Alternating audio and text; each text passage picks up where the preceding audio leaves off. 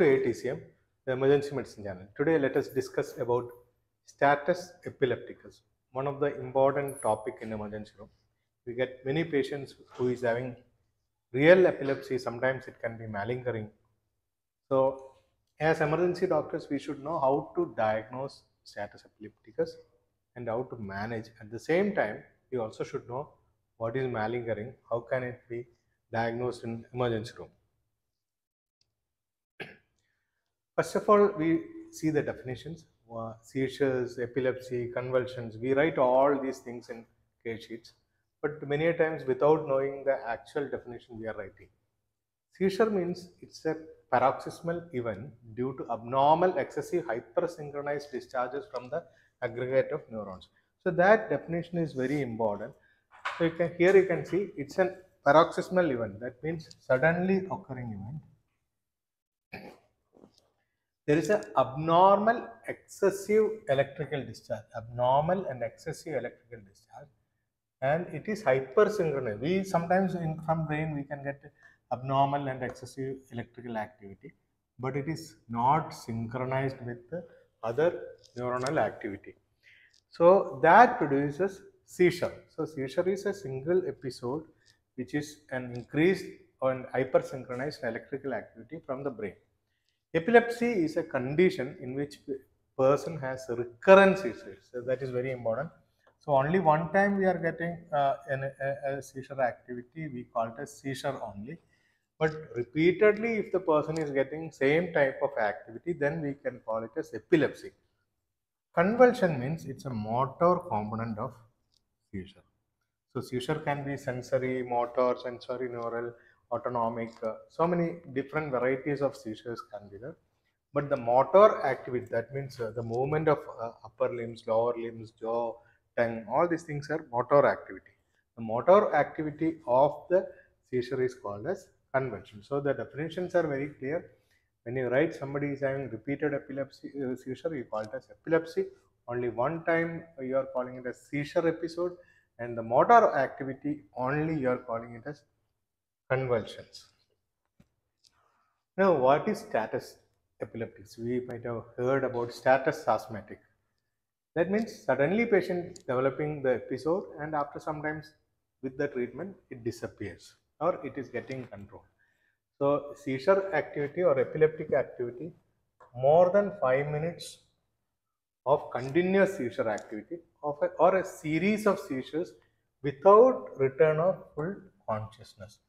So one or two seizure activities in between, patient is not regaining his consciousness, or more than 5 minutes continuous seizure activity, that is also called as status epilepticus.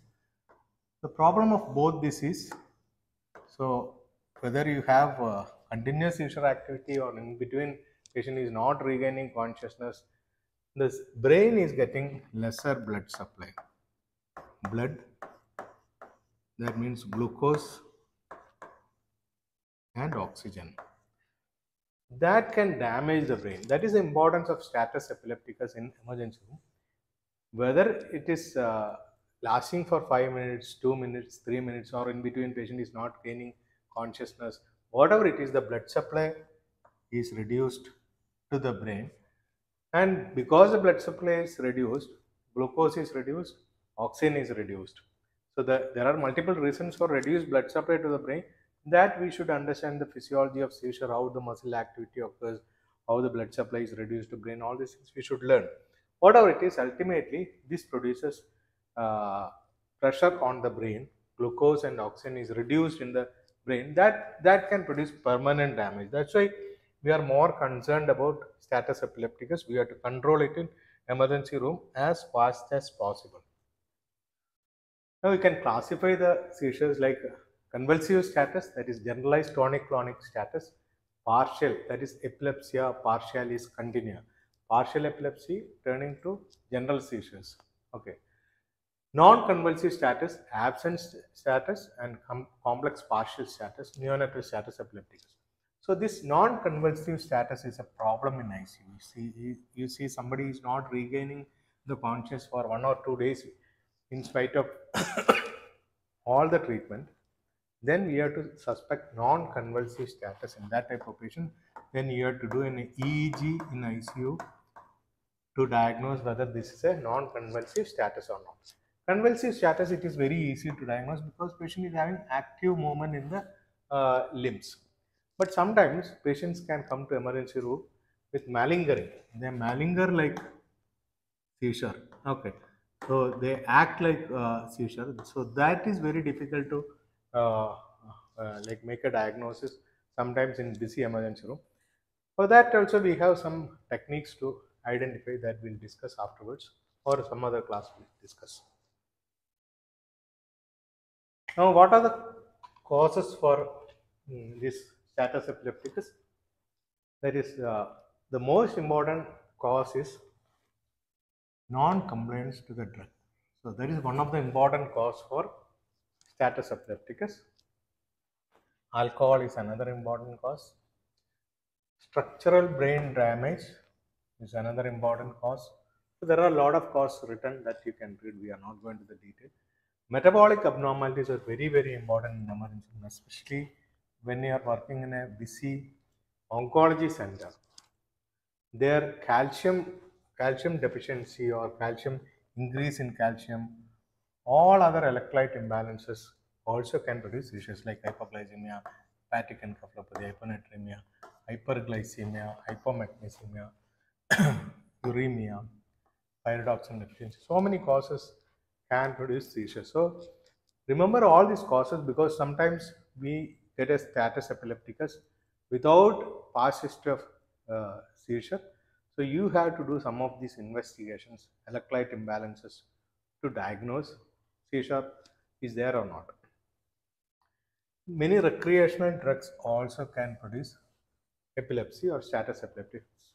Some antibiotics, especially quinolones, especially in elderly individual, quinolones can produce seizures. There are lots of other drugs also can produce status epilepticus, but quinolones you should remember, because elderly individual, if you are starting quinolone, you have to always ask a history of seizure in that patient. That reduces the threshold for seizure and patient can go to status. Now, whenever patient come to emergency room with status epilepticus, the most important investigation you must do in emergency room is blood sugar,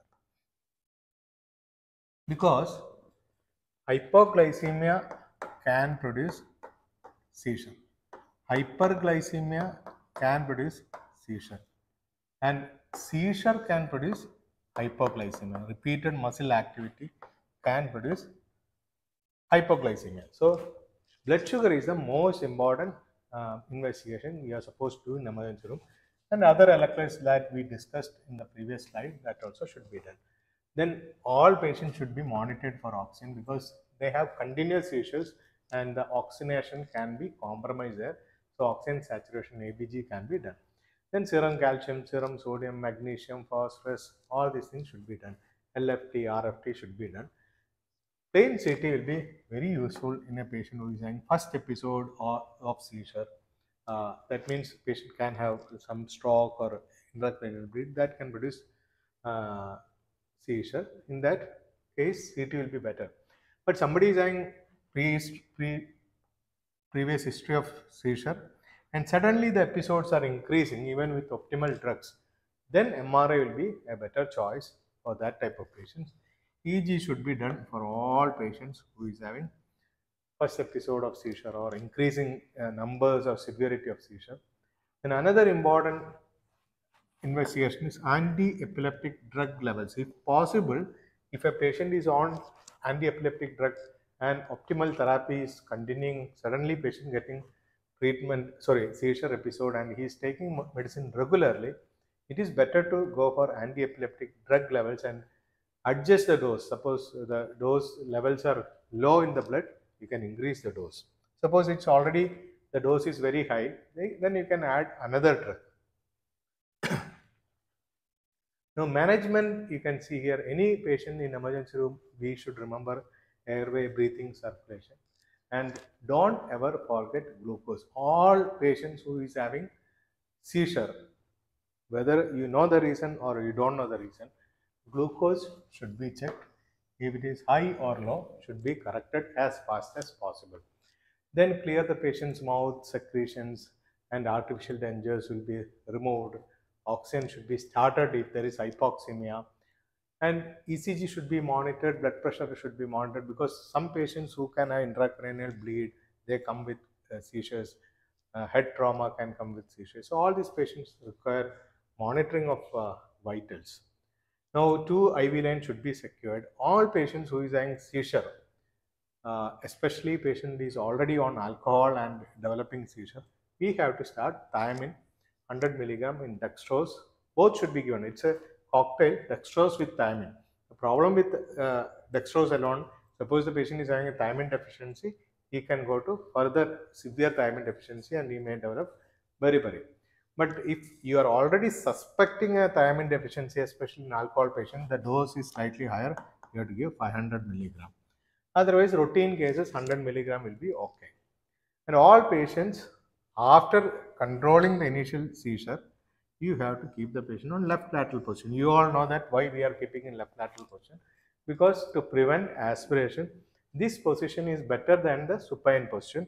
But there may not be much difference if you are keeping the patient during the seizure. If you try to keep the patient on left lateral position, that will not give any benefit. Only after the initial control of seizure only you should keep the patient on left lateral position. During seizure, it will be very difficult to keep the patient on left lateral position, and we should not try for that. This is left lateral position. This will prevent the aspiration after the post-ictal confusion state. So we should keep all patients in left lateral position. Now, once the patient come to emergency room in acute status episodes, or immediately after status also, you can start lorazepam, that is 0.1 to 1.5 milligram per kg body weight. That is first minute you can start. This is a drug which can reduce the activity in the brain. So diazepam, lorazepam, midazolam all comes under same category. They reduce the electrical activity in the brain. So they immediately act. So you can give lorazepam IV. There are drugs available for children like diazepam rectal suppository is available, midazolam nasal spray is available. All has got similar activity. Lorazepam can be started in acute conditions in emergency room, and even you can continue in continuous usage. You can continue it as an infusion protocol. 2 milligram per minute can be continued. Very high doses can produce respiratory distress, so you have to be very careful in patients already having respiratory compromise. Now, diazepam is a long-acting drug that also can be given 0.1 to 0.3 milligram per kg body weight. Midazolam is a very short-acting drug that also can be 0.2 milligram per kg bolus, and it should be always followed by continuous infusion, because you know that midazolam is a very short-acting drug. It acts for very short time, then you have to continue the infusion protocol. And midazolam nasal spray also available. It can be given as IM also. It can be given nasal route. It can be given buccal route. All routes it is available. But in children, nasal spray is very effective. Even parents can carry that. They can use it whenever required. Now, after 5 minutes, if the seizure persisting, even first dose of lorazepam already given, if it is persisting, you can repeat the lorazepam dose 0.1 to 1.5 milligram per kg body weight. But if there is an alternative, better to go for alternative drug. Lorazepam lorazepam is given because its action is very fast. So we no need to wait for another drug to start and get its effects. If the repeated seizure is coming, immediately give one more shot of lorazepam and try for the next drug. Next drug is the first line drug which can be used in seizure is phosphinetone. Most of the doctors, they may give phenytoin. That is a first drug which we were using. This is a prodrug, it's very active drug. Phosphinetone, the dose is again same as phenytoin, 20 milligram per kg body weight, both phenytoin and phosphinetone. Only advantage, there are some advantages for phosphinetone or phenytoin. The arrhythmia rate is less, and you can give a faster infusion. You can dilute in even dextrosaline. All these things are advantages over phenytoin. Otherwise, action wise, both the drugs are almost similar. This is given very quickly. comparing with the other drug. The alternative for phosphoenatoin is phenytoin. That was the first drug which we were using. Now we are changing to phosphoenatoin. That's a pro drug. The dose is same, 20 milligram per kg body weight. Should be given as an infusion. Remember, phenytoin should be diluted only in normal saline, but phosphoenatoin can be even diluted in dextrosaline. So the advantage is, suppose the patient is having seizure with hypoglycemia, phosphoenatoin with dextrosaline will be an advantage over phenytoin. So that is there. And even patients with cardiac arrhythmias, hypotension, all these things are comparatively lesser in phosphoenatoin. Now another important drug which now it has become the first line drug over phosphoenatoin, that is levetiracetam. Levetiracetam 60 milligram per kg IV is the dose. That means you can give around 1 gram as a first loading dose, then 500 milligram TID can be given. Okay, so that is a first line drug nowadays. Many textbooks gives that this can be given as a second line drug, but nowadays we use it as a first line drug. There are a lot of advantages because many patients who is having alcoholic liver disease, their LFT will may be very high, SGOT, SGPT may be very high. In that condition, levetiracetam has got an edge over the other drugs. So levetiracetam will not produce further liver damage, and that can be started. Even we may not be able to give benzodiazepines. In that condition also, levetiracetam is a very good choice. Now seizure is continuing, either go for second dose of phosphoenatoin or levetiracetam, that can be given, or go for the third drug, that is sodium valproate. That is around 25 milligram per kg. So almost all drugs come in this category. All are the dose is 20 to 25 milligram per kg body weight. Levetiracetam is slightly higher dose, that is 40 to, that is a double of 20, 40 to 60 milligram per kg body weight. So either you go for phenytoin or phosphoenatoin, 20 milligram per kg body weight. Sodium valproate, 20 milligram per kg body weight. Levetiracetam, just remember, double the dose of that, that is 40 milligram per kg body weight. Now seizure continuing, again phenobarbital can be started. The dose is same, 20 milligram per kg body weight. So that can be started. Or alternative drugs, newer drug is lacosamide. Lacosamide also can be started, 200 to 400 milligram IV bolus, and maintenance dose is 200 milligram. Okay, so that is a dose. So here up to here we were giving 20 milligram per kg body weight. Here it has become 200 milligram IV bolus. Now seizure is continuing. Phenobarbital can be started as an infusion, can be maintained till the patient is having seizure-free interval. Now, if seizure is continuing, we have already discussed that midazolam can be given as an infusion because midazolam bolus doses were only short-acting drugs, drug. So we can continuously give midazolam as an infusion here, or go for propofol. Okay, all these drugs are going to sedate the brain. That is very important. They are going to sedate the brain, and they are going to reduce the activity of brain. They are going to reduce the consumption of oxygen and glucose by the brain. So the damage of brain will be reduced, and the activity from the brain also will be reduced. There are two important functions. One is the activity is reduced, and damage because of the hypoxemia and hypoglycemia also will be reduced. And or you can go for ketamine also, 1 to 2 milligram per kg can be started.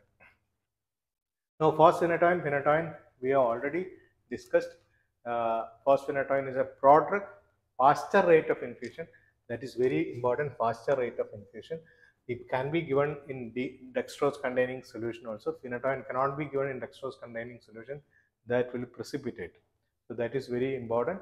This does not precipitate. Very few cardiovascular effects comparing with phenytoin, and tissue side effects also very less. So phosphoenatoin, when we compare with phenytoin, it is a better drug, but the action wise both are similar because both are same drugs. One is active drug, other one is pro drug. That is only difference. Now if you see the other drugs like levetiracetam, phosphoenatoin, valproate, those are given here 20, 40, 60. The absence of clinical evidence is improved responsiveness after 60 minutes almost all have similar action. That is very important. So whichever drug you have, that should be started, because there is no much difference between the different category of drugs as a first line therapy.